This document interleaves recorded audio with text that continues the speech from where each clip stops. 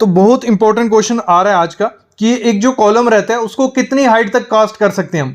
IS code क्या कहता है, अगर हमने कास्टिंग कर दी कोई लगा लो 8 फुट 9 फुट 10 फुट तो क्या दिक्कत आएगी और कितना करना चाहिए, सेफ कितना है, कॉलम को स्ट्रेंथ कितनी मिलेगी, सब चीजें बात करेंगे। फिर मैं आपको स्टार्टर के बारे में बताने वाला हूं। सब लोगों को पता है लेकिन फ्रेशर सिविल इंजीनियर्स के लिए बहुत इंपॉर्टेंट चीज है, ड्राइंग रीडिंग करके स्टार्टर कैसे करना है, क्या क्या चीजें ध्यान देनी होती है, वो हम बाद में बात करेंगे। पहले करते हैं बात कॉलम को कास्ट कितना करना चाहिए एक दिन में।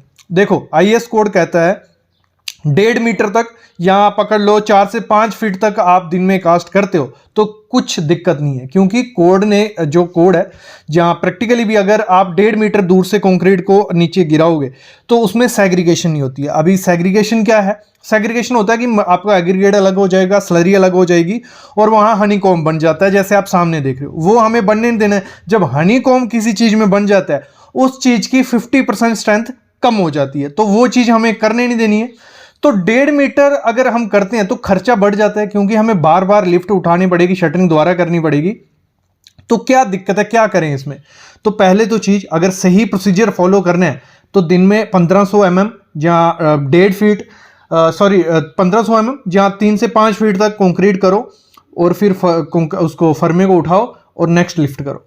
लेकिन अगर आपको जल्दी काम है, और करते भी हैं लोग मोस्टली, आप देखना 7 फुट भी करते हैं 8 फुट भी करते हैं, लेकिन उसको करने का तरीका होता है और सही चीजें फॉलो करनी पड़ती हैं। क्योंकि बड़ी बड़ी जो मल्टी स्टोरी बिल्डिंग है 1500 mm भरती रही तो कहां से कहां टाइम चला जाएगा, बिल्डिंग कंप्लीट नहीं होगी। तो उस दौरान क्या किया जाता है, थोड़े ऑप्शन बनाते हैं आपके लिए। एक तो सबसे पहले जब आप देखो, मेरे ख्याल में 8 फुट से ज्यादा कास्टिंग नहीं करो, या 8 फुट एक दिन का हो गया ठीक है, क्योंकि काफी कॉलम हो गया, आप शटरिंग घुमाते रहो, आपका टाइम वेस्ट नहीं होगा। 8 फुट करो, लेकिन 8 फुट जब भी करो तब आप शूड यूज करो कंक्रीट, मतलब कॉलम 1.5 मीटर से दूर से कभी नहीं कॉलम फेंकना है, कंक्रीट फेंकना है। अगर 1.5 मीटर दूर से कंक्रीट फेंका तो सेग्रीगेशन गारंटी होगी ही होगी। तो उस दौरान शूट जो रहती है, मतलब कुछ ऐसी चीज यूज करो, पाइप यूज करो, कंडक्ट यूज करो कि वो नीचे जाए और कंक्रीट आप डालो, मतलब 1 मीटर दूर से कंक्रीट गिरे, प्रॉपर वाइब्रेटर मारते जाओ साथ साथ में, ठीक है। कॉम्पैक्शन होती है, धीरे धीरे ऊपर आ जाओ, कंक्रीट हो जाएगा। जब कंक्रीट हो जाता है बीच में उसको क्या करो, जो शेयर की होती है, मतलब एक बॉक्स टाइप में बीच में खाचा बना लो कि नेक्स्ट जब कंक्रीट करेंगे ऊपर का कॉलम का टोपी करेंगे, मतलब नेक्स्ट लिफ्ट भरेंगे कंक्रीट, तो प्रॉपर बॉन्ड बन जाए, पूरा कॉलम एक जैसा रहे, उसमें कोई दिक्कत नहीं आए। एक ऑप्शन ये होता है। दूसरा जो बूम प्लेसर यूज किया जाता है, मतलब जो आपकी पाइप बीच बिल्कुल बीच नीचे ले जाओ 1 मीटर तक, धीरे धीरे कंक्रीट करते आओ, करते करते आओ, पाइप को बाहर निकालो, तब भी अच्छे से कंक्रीट होगा। तब आप 9 फुट 10 फुट भी कॉलम कास्ट करो, प्रॉपर से शटरिंग होनी चाहिए, क्योंकि शटरिंग हिलनी नहीं चाहिए। जितना ज्यादा हाइट में शटरिंग जाएगी कंक्रीट, उसको दिक्कत रहेगी। अगर थोड़ा भी हिला तो आपकी जो वर्टिकलिटी रहनी चाहिए कॉलम की, सीधा जो कॉलम रहना चाहिए, क्योंकि 1 इंच भी आगे पीछे नहीं होना चाहिए। 1 इंच बहुत बोल रहा हूं मैं, 5 mm भी आगे पीछे नहीं होना चाहिए।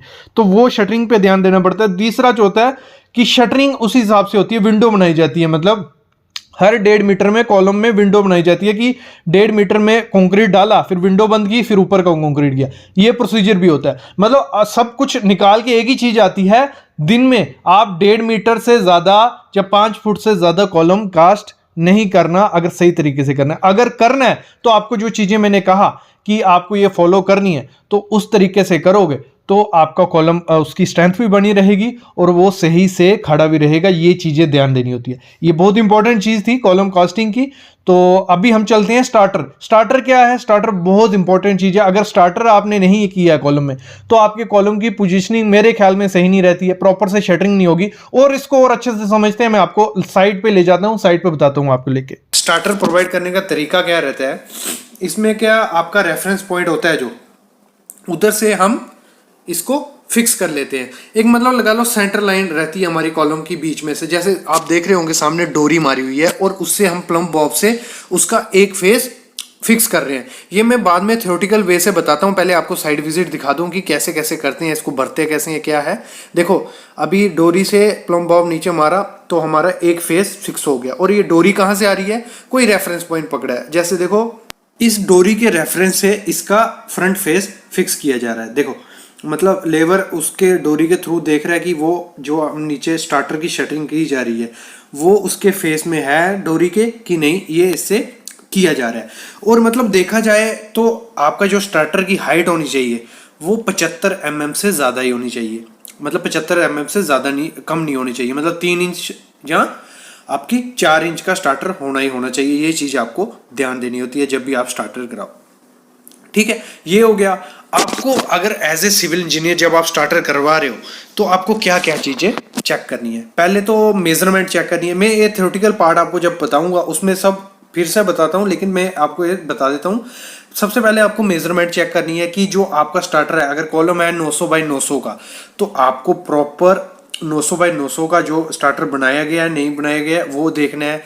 उसका काट कोना देखना है। वो कैसे देखते हैं मैं आगे आपको बताता हूँ कैसे हम काट कोना या राइट एंगल देखते हैं। कि राइट एंगल देखने का फन क्यों रहता है। राइट एंगल इसलिए देखते हैं कि जो हमारे एमएस के कॉलम रहते हैं, मतलब उसकी शटरिंग रहती है, जब स्टार्टर हो जाए तो सीधा उस पर एमएस का फर्मा लगाते हैं, मतलब शटरिंग लगाते हैं। तो अगर आपने स्टार्टर प्रॉपर वे से नहीं भरा हुआ है, अगर वो बड़ा है या छोटा है, तो ऊपर जो शटरिंग होगी वो फिक्स नहीं होगी प्रॉपर वे से, तो वो दिक्कत कर सकती है। दूसरी चीज आपको चेक करनी है, जब भी आप स्टार्टर भरो प्रॉपर ग्रेड का स्टार्टर आपको प्रोवाइड करना है, क्योंकि ये सेंसिटिव एरिया होता है जहां स्लैब से स्टार्ट होता है कॉलम, तो फेल होने के चांसेस भी सबसे ज़्यादा वहीं रहते हैं। अगर आपने कंक्रीट वहां सही ग्रेड सही उससे नहीं डाला तो वो कॉलम फेल हो सकता है वहीं से। और देखो क्या है, जब भी स्टार्टर भरते हैं तो वो कंक्रीट खुद मतलब होता है। अगर आरएमसी मंगाते हैं तो तब स्टार्टर के लिए इतने से माल के लिए कोई भी कंक्रीट नहीं लाता है, तो उसको कंक्रीट खुद करते हैं।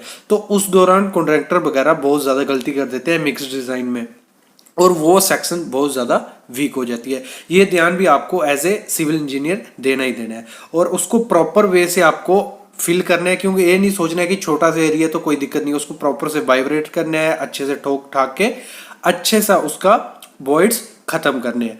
तो उसके बाद फर्मा लग के आपका कॉलम स्टार्ट हो जाएगा। अभी मैं इसका थ्योरेटिकल बताता हूँ आपको और अच्छे से समझाता हूँ कि क्या फन है इसका स्टार्टर का। तो एक एग्जाम्पल बताता हूँ मैं, अगर आप फ्रेशर हो आपको स्टार्टर के बारे में नहीं पता है तो मैं एक एग्जाम्पल लगाता हूँ। लगा लो एक हमारी ड्राइंग है, ये हमारा प्लान है, ये कॉलम आते हैं 1 2 3 4 5 6, और कॉलम का साइज है 450 बाई 600 का, मतलब सब कॉलम का एक एग्जाम्पल है। ड्राइंग भी आपको ऐसे रहेगी। तो ये कॉलम आपको कास्ट करना है, कंक्रीटिंग करनी है, तो सबसे पहले इसका स्टार्टर करना पड़ता है। तो स्टार्टर के लिए क्या है, अगर पकड़ लो ये एक वॉल है, यहां से उनको 1 मीटर दिया होगा कि 1 मीटर पे आपका कॉलम है, और ये एक वॉल है या कोई भी रेफरेंस पॉइंट है वहां से दिया 1 मीटर है।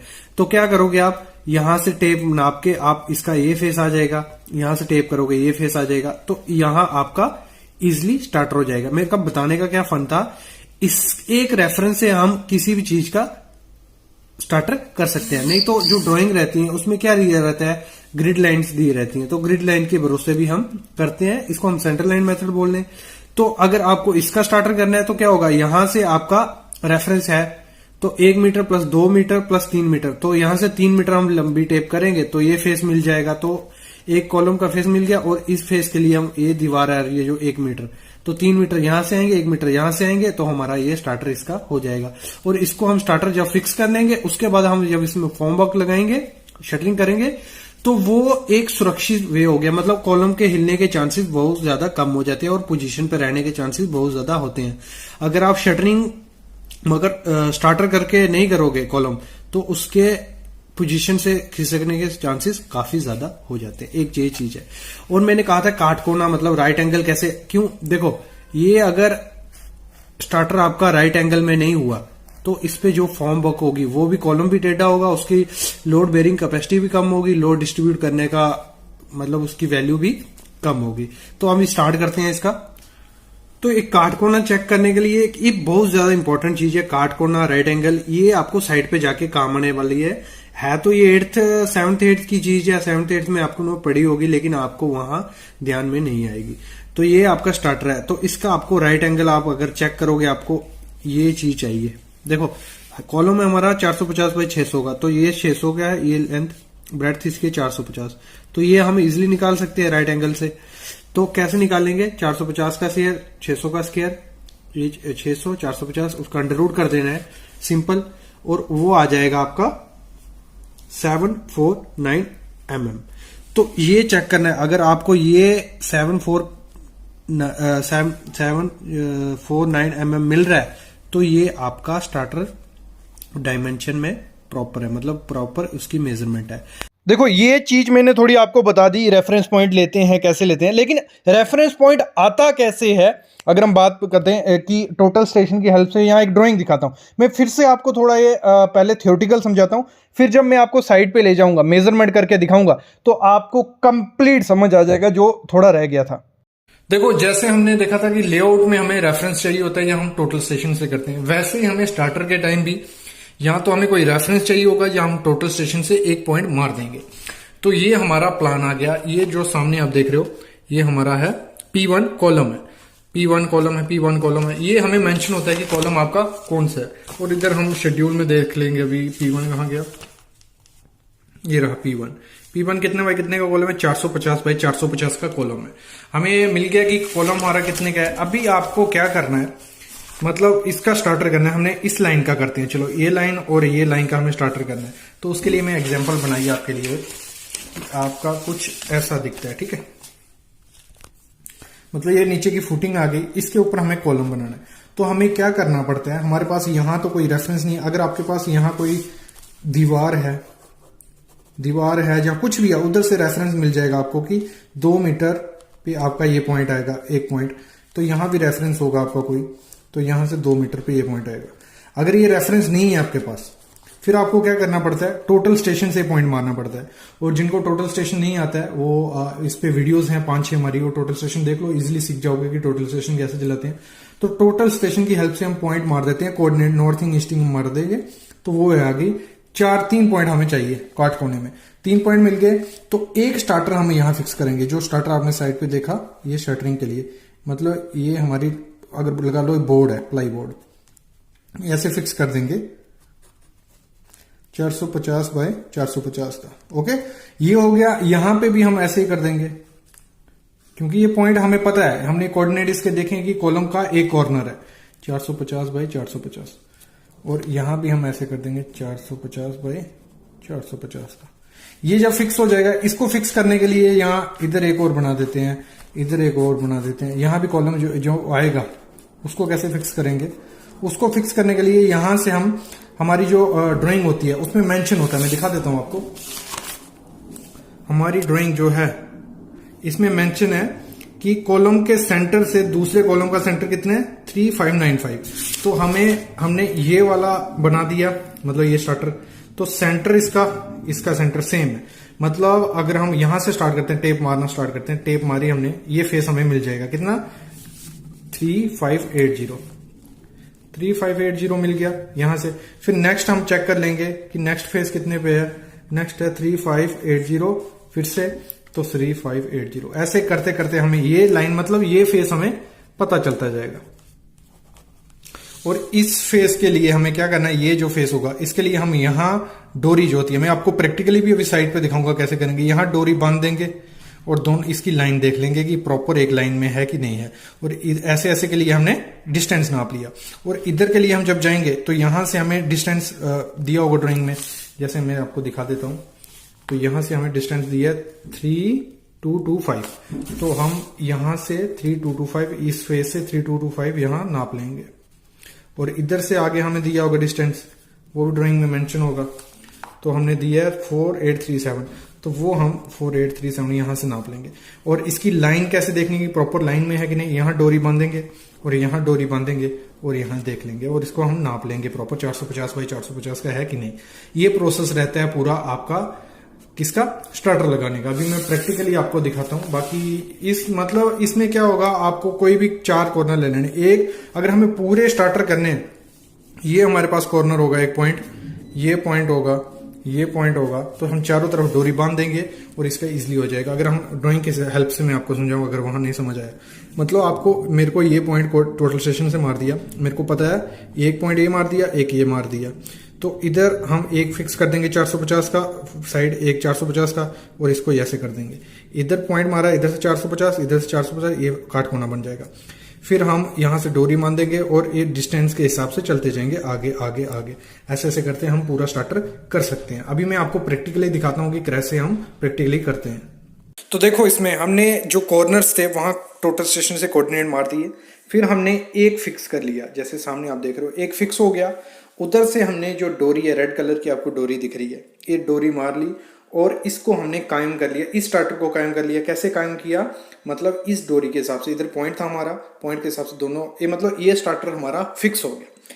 जब एक स्टार्टर हमारा फिक्स हो गया, दूसरे के लिए हमें क्या करना होता है, दूसरे के लिए हमें ड्राइंग पे जाना है, उसमें हमें मेजरमेंट दी होगी कि एक कॉलम दूसरे कॉलम से कितने दूर है, तो वो हमें साथ साथ में टेपिंग करते जाना है। अभी मैं आपको ये दिखा देता हूँ, देखो ये डोरी आपको दिख रही होगी, ये हमने थ्रू आउट मार दी। जैसे मैंने आपको थ्योरेटिकल बताया वैसे हम प्रैक्टिकल करते जाएंगे साथ साथ में। ये हमने डोरी फिक्स कर ली, अभी हम करेंगे मेजरमेंट करते जाएंगे और आगे आगे देखते जाएंगे। अभी मैं मेजरमेंट आपको दिखा देता हूँ। देखो इसमें हमारे ड्राइंग में जो मेंशन था कि ये आपका 3 मीटर 595 पे इसका फेस आता है, ये कॉलम का फेस आता है, तो हमने इसको अच्छे से दोनों तरफ हमें नाप लेना होता है। मतलब एक वहाँ से देखो उस रेफरेंस से उस कॉलम से इधर का कितना डिस्टेंस है, जो भी आपका डिस्टेंस मेंशन होगा ड्राइंग में वो आपको देख लेना है और फिर पूरा थ्रू आउट आपको खत देख लेना है कि थ्रू आउट आपको कितना मिल रहा है। अभी हम यहाँ देख लेते हैं, हमारा था 14 मीटर 425, तो इधर हमें चेक कर लेना है कि हमारा बाहर का बिल्डिंग का जो कॉलम है वो प्रॉपर है।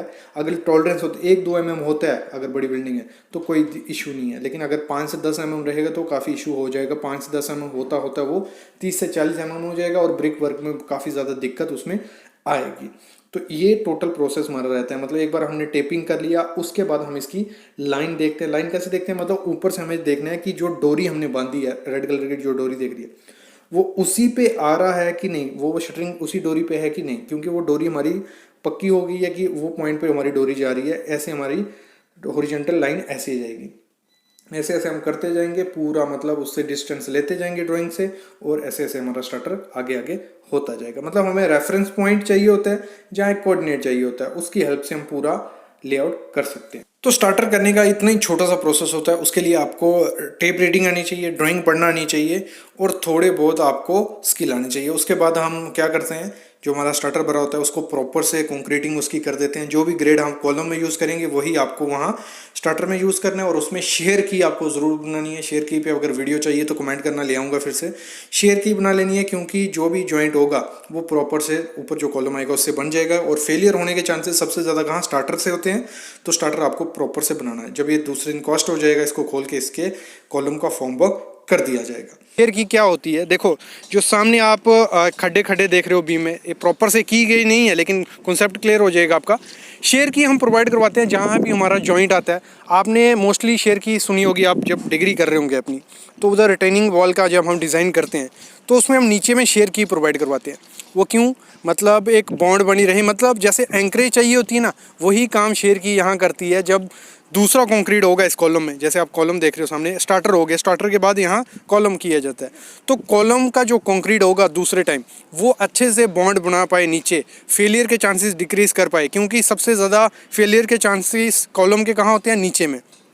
और अगर वहीं पे एक प्रॉपर जॉइंट नहीं बनाया गया तो फेल होने के चांसेस काफ़ी ज़्यादा प्रोवाइड हो जाते हैं।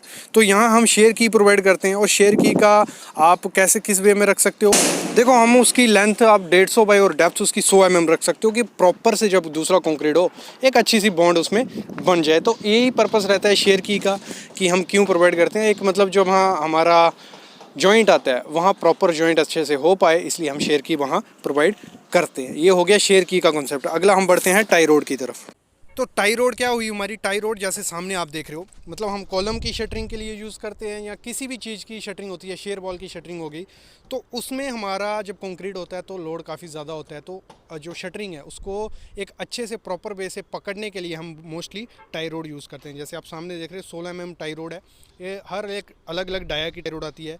इसमें जो स्क्रू आप देख रहे हो, स्क्रू की हेल्प से हम टाइट कर देते हैं। मतलब दोनों तरफ हमारे सी चैनल लगेंगे, बीच में हमारी टाई रोड लगेगी और स्क्रू की हेल्प से हम उसे टाइट कर देंगे। इसे हम टाई रोड बोलते हैं।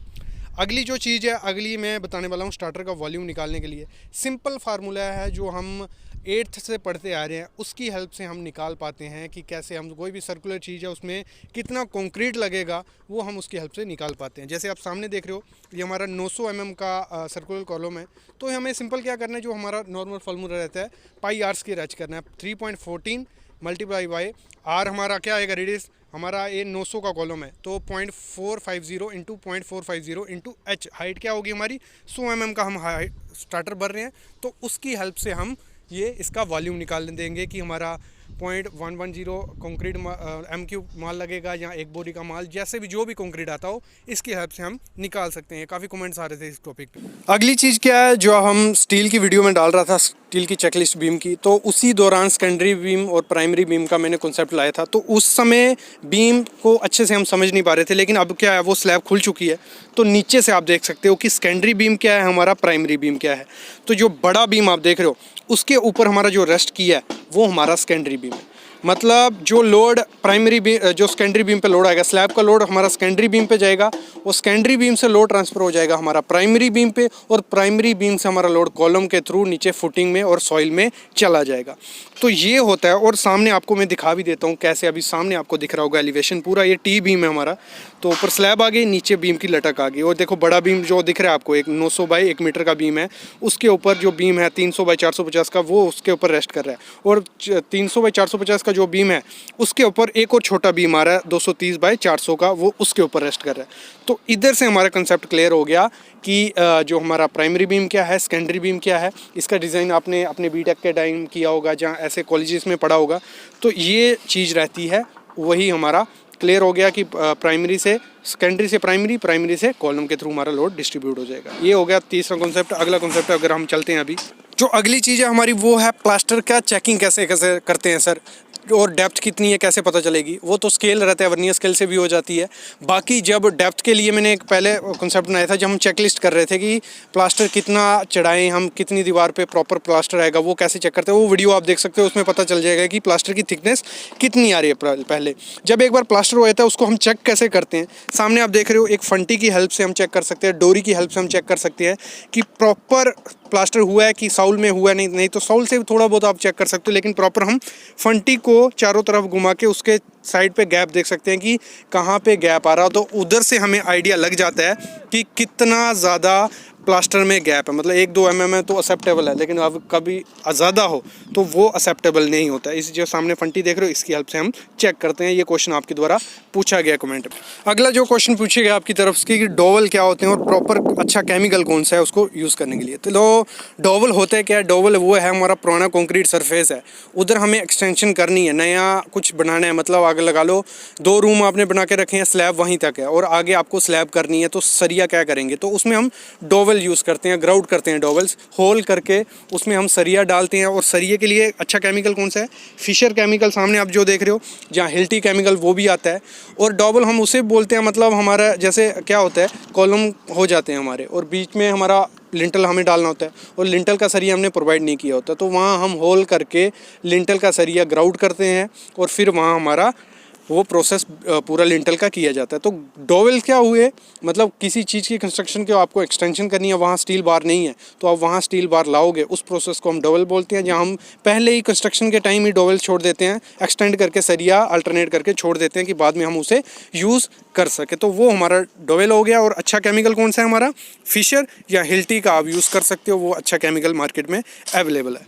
नेक्स्ट जो क्वेश्चन है वो डोर जैम क्या होता है? तो डोर जैम सिंपल एक मतलब वर्ड यूज़ किया जाता है, डोर जैम। ये सामने आप देख रहे हो, चौखट भी हम जिसे बोलते हैं, और एक ग्रेनाइट की चौखट होती है, वुडन की चौखट होती है, तो उसे हम डोर का जैम बोलते हैं, डोर जैम। तो ये आपको काम आएगा कहाँ? बिलिंग वर्क में, जहाँ जब आप क्वांटिटी निकालोगे किसी चीज़ की, तो उसमें हमारा ये डोर जैम वर्ड आपको सुनने में आएगा। तो ये क्वेश्चन थे आज के 5-6 क्वेश्चन जो कमेंट्स में पूछे गए थे, और आपके काफ़ी हेल्पफुल होंगे। जब आप साइट पे जाओगे, नई नई चीज़ें सुनोगे, तो आपने वीडियो देखी रही होगी, तो आपको आइडिया रहेगा कि इन्हें क्या बोलते हैं और इसका क्या काम है। ऐसी कंटिन्यू वीडियोस आपके लिए मैं लाता रहूँगा, उसके लिए प्लीज़ चैनल को सब्सक्राइब कर लो, बेल आइकन दबा लो, डेली आपके लिए वीडियो में लाता रहूँगा। Thank you guys.